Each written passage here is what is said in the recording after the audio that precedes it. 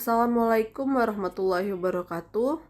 Perkenalkan kami dari kelompok 2. Di sini kami akan membahas mengenai pelanggaran kode etik profesi akuntansi terhadap kasus korupsi ore nikel wilayah izin usaha pertambangan PT Antam. Sebelum memulai pembahasan kasus, izinkan kami memperkenalkan anggota dari kelompok 2. Yang pertama, Debbie Liani Andini. Yang kedua, Nabila Marifa Putri. Yang ketiga, Rahma Novita. Yang keempat, Rini Yuningsih. Yang kelima, Nuri Hidayatul Latifah. Dan yang terakhir, Fadila Rohmah. Poin-poin yang akan dibahas mengenai kasus korupsi wilayah izin usaha pertambangan PT Antam terdiri dari 5 poin. Yang pertama, pengenalan mengenai PT Antam. Yang kedua, kronologi kejadian. Yang ketiga, pihak-pihak yang terlibat. Yang keempat, dampak yang ditimbulkan. Dan yang terakhir, kode etik profesi akuntan. PT Aneka Tambang atau yang biasa dikenal dengan PT Antam didirikan tahun 1968 dan merupakan perusahaan badan usaha milik negara yang terbentuk dari peleburan beberapa perusahaan pertambangan dan proyek milik negara. PT Antam adalah perusahaan yang bergerak di bidang eksplorasi, penambangan, pengelolaan, serta pemasaran dari sumber daya mineral. PT Antam adalah salah satu perusahaan pertambangan terbesar di Indonesia yang memiliki peran penting dalam perekonomian negara. Perusahaan ini terlibat dalam berbagai kegiatan pertambangan, terutama fokus pada komoditas. Adapun komoditas utama yang menjadi andalan dari PT Antam adalah biji nikel kadar tinggi atau yang biasa disebut saplorit, biji nikel kadar rendah atau yang biasa disebut dengan limonit, ferronikel, emas, perak, dan bauksit. Kasus ini bermula ketika PT Aneka Tambang Tbk selaku pemegang konsesi seluas 16.900 hektar di Blok Mandiodo menandatangani kerjasama operasi atau KSO dengan PT Lau Agung Mining dan perusahaan daerah Sulawesi Tenggara untuk menambang 7 juta ton cadangan nikel pada 2021. Windu Aji Sutanto sebagai pemilik PT Lau Agung Mining memiliki siasat operandi dalam kasus ini. Ia menggunakan dokumen rencana kerja anggaran biaya dari PT Kabaena, Kromit Pratama, dan perusahaan lain di Mandiodo dan menjual hasil tambang nikel di wilayah IUP PT Antam. Penjualan ini dilakukan seakan-akan nikel itu bersumber tidak dari PT Antam. Hasil tersebut kemudian dibeli oleh beberapa smelter di daerah Morosi dan Morowali, Sulawesi Tenggara. Berdasarkan dokumen rencana kerja anggaran biaya RKAB, lahan yang boleh dikelola semestinya hanya 22 hektar. RKAB merupakan dokumen yang menjadi landasan hukum untuk mengeksploitasi berdasarkan kuota yang ditetapkan. Kuota yang diberikan kecil karena ribuan hektar lahan lainnya merupakan kawasan hutan sehingga memerlukan izin pinjam pakai kawasan hutan atau IPPKH untuk menggarapnya. Tetapi perusahaan-perusahaan itu justru menggarap hingga 157 hektar lahan termasuk kawasan hutan. Namun hasil pertambangan di kawasan hutan itu ternyata juga dijual secara ilegal ke smelter-smelter di Morosi dan Morowali. Padahal berdasarkan perjanjian KSO, ore nikel hasil pertambangan semestinya diserahkan ke Antam. PT Lau Agung seharusnya hanya menerima upah sebagai kontraktor. Dari puluhan perusahaan kontraktor yang dikoordinasikan oleh PT Lau Agung, hanya 3 perusahaan yang menyerahkan hasil tambangnya ke Antam. PT Lau Agung disebut menggunakan modus dokumen terbang, artinya hasil tambang dijual seolah berasal dari perusahaan lain, bukan dari Antam. Menurut Kejaksaan Agung, PT Lau Agung ternyata memanfaatkan dokumen RKAB dari sejumlah perusahaan. Salah satunya PT Kabaena Kromit Pratama untuk membuat penjualan nikel itu terkesan legal. Hasil pertambangan yang semestinya menjadi pemasukan negara itu akhirnya dinikmati oleh pihak-pihak dari PT Lau Agung, PT Kabaena Kromit Pratama, dan lain-lain. Pihak yang terlibat. Pihak-pihak yang terlibat dalam kasus korupsi ore nikel di WIUP PT Antam. Pertama, manajemen PT Antam Hendra Wijayanto. General Manager PT Antam Unit Bisnis Pertambangan Nikel atau UBPN Konawe Utara bersalah atas persetujuan untuk melakukan penambangan ilegal di WIUP PT Antam yang terletak di Kabupaten Konawe Utara, Sulawesi Tenggara, Blok Mandiodo. Hakim memutuskan bahwa terdakwa Hendra Wijayanto telah memberikan izin penambangan kepada 38 perusahaan, meskipun kontrak kerjasama mereka hanya menyewa alat berat. 2. Pejabat pemerintah. Selain itu, pihak yang terlibat juga merupakan pejabat Kementerian ESDM, yakni ex-Dirjen Minerba Ridwan Jamaluddin, Subkoordinator RKAB berinisial Henry Julianto, Kepala Geologi Kementerian ESDM berinisial Sugeng Mujianto, serta Erik Victor Tambunan selaku evaluator RKAB. Ex-Dirjen Minerba Ridwan Jamaluddin berperan memimpin rapat terbatas pada 14 Desember 2021.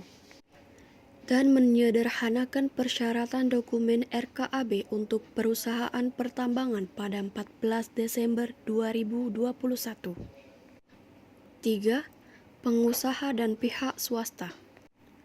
Rudi Haryadi Chandra selaku Direktur PT Tristako Mineral Makmur, Andi Andriansyah alias Ian selaku Direktur PT Kabena Kromit Pratama, dan kuasa direksi PT Cinta Jaya.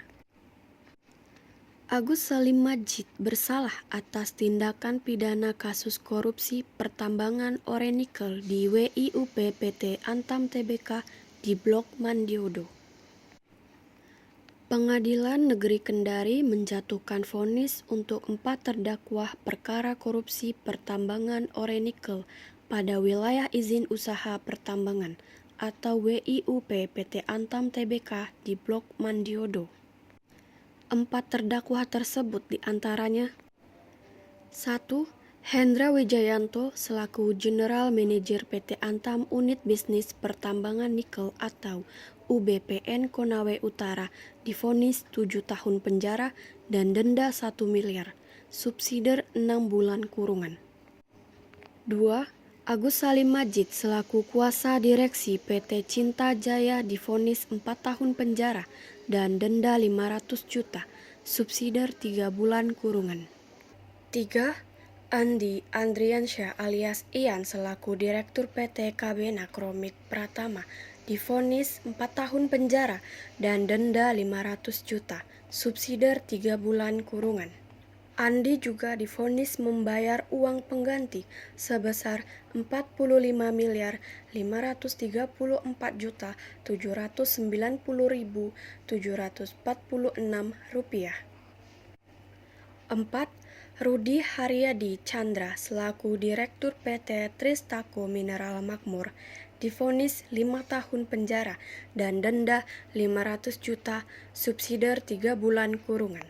Rudi juga divonis membayar uang pengganti sebesar 83.426.136.592 rupiah. Kasus korupsi terkait ore nikel di wilayah izin usaha pertambangan PT Antam membawa berbagai kerugian, di antaranya yang pertama kerugian finansial. Penambangan dan penjualan ore nikel ilegal di wilayah konsesi PT Antam Konawe Utara, Sulawesi Tenggara ditaksir menimbulkan kerugian negara sekitar 5,7 triliun. Selama bertahun-tahun, wilayah yang sebagian besarnya adalah hutan di konsesi tersebut ditambang secara ilegal. Yang kedua, kerusakan lingkungan. Selain kerugian negara, pertambangan nikel juga berdampak pada kerusakan lingkungan di sekitarnya. Pertambangan nikel menyebabkan hilangnya 24.811 hektar hutan dalam 20 tahun terakhir. Laut di sekitar wilayah operasi tambang telah tercemar hingga berwarna kecoklatan, dan banyak sumber mata air bersih yang hilang di dekat area pertambangan. Yang ketiga, dampak sosial. Mengacu pada laporan kemiskinan BPS pada Maret 2023, Hampir semua daerah tempat berdirinya tambang nikel justru mengalami peningkatan kemiskinan. Ini berbanding terbalik dengan naiknya ekonomi pertumbuhan di wilayah-wilayah tersebut. Pertumbuhan tambang nikel ternyata berbanding terbalik dengan kesejahteraan masyarakat di sekitarnya.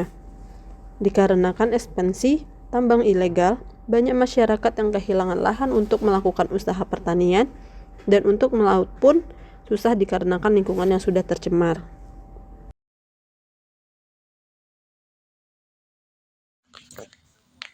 Adapun pelanggaran kode etik akuntan pada kasus korupsi Orenikel pada PT Antam, setiap pekerjaan mempunyai prinsip untuk melaksanakan tugas dan tanggung jawabnya. Seorang akuntan wajib mengetahui dan mematuhi prinsip-prinsip dasar etika. Berdasarkan kasus yang terjadi di PT Antam, dapat diketahui kasus korupsi dari segi etika profesi akuntansi, terdapat 4 konsep etika profesi akuntansi yang dilanggar oleh PT Antam. Antaranya objektivitas, integritas, kehati-hatian dan perilaku profesional, dan kompetensi. 1. Integritas. Seorang akuntan harus bersikap jujur dalam membuat laporan, mempresentasikan, dan menyampaikan yang sebenarnya terkait informasi yang ada dalam menjalin relasi profesional maupun bisnis. Berdasarkan kasus ini, prinsip integritas akuntan PT Antam telah melanggar dengan memberikan persetujuan izin pertambangan ilegal yang menyebabkan kerugian negara sebesar 5,7 triliun. 2. Objektivitas. Seorang akuntan tidak dapat mempengaruhi dalam mempresentasikan dan menyampaikan laporan keuangan dikarenakan konflik kepentingan ataupun adanya pihak luar yang mempengaruhi aktivitasnya. PT Antam melanggar prinsip objektivitas, yaitu adanya keberpihakan antara akuntan dan pihak lain yang mengakibatkan merugikan keuangan negara, hilangnya kepercayaan kepada pihak akuntan sebagai pihak yang dipercaya. 3. Kompetensi dan kehati-hatian profesional. Prinsip ini menjelaskan bahwa seorang akuntan wajib mempunyai syarat pemahaman, pengetahuan, serta kemampuan profesional pada saat melaksanakan aktivitasnya. Berdasarkan kasus PT Antam tersebut, prinsip ini tidak dimiliki oleh akuntan. Dalam hal tidak bertindak secara cerdas dengan memberikan persetujuan izin melakukan penambangan ilegal kepada 38 perusahaan. 4. Perilaku profesional. Prinsip ini menjelaskan bahwa seorang akuntan mengharuskan bersikap profesional dalam menaati peraturan undang-undang yang berlaku. Berdasarkan kasus ini, akuntan PT Antam melanggar perilaku profesional sebagai akuntan profesional karena telah melakukan tindakan korupsi yang dapat merugikan negara dan dapat menimbulkan ketidakpercayaan masyarakat kepada profesi akuntan. Nah, setelah menganalisis kasus korupsi Orenikel WIUP PT Antam, seharusnya sebagai pimpinan harus dapat memiliki rasa tanggung jawab dan sifat pengetahuan serta keahlian profesionalnya dalam memimpin. Dalam kasus PT Antam Tbk yang termasuk tambangan terbesar di Indonesia, sudah menjadi kewajiban bagi pihak manajemen mengambil tindakan dengan cepat jika sekiranya pimpinan bersifat tidak profesional atau kooperatif dalam bertindak yang akhirnya mengakibatkan kerugian bagi negara.